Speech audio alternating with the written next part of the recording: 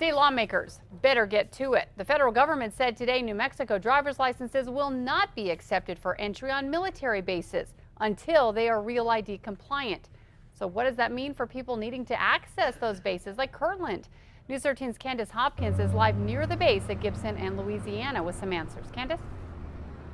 Kim, this decision was released today by the Department of Defense, but it only affects people trying to access bases without a military ID. Now, this comes after the Department of Homeland Security refused to give the state an extension on complying with the federal Real ID Act. New Mexico driver's licenses are not compliant because they have been issued to illegal immigrants here. There are also other issues with the licenses relating to security features and the format of the licenses.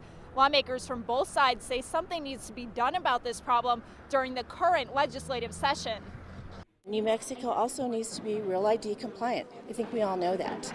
And what we need to do is to ensure that we're all licensed, that we're insured. I think that it's just our due diligence to put an end to this driver's license to everybody and start doing our job in terms of protecting our residents and protecting our country.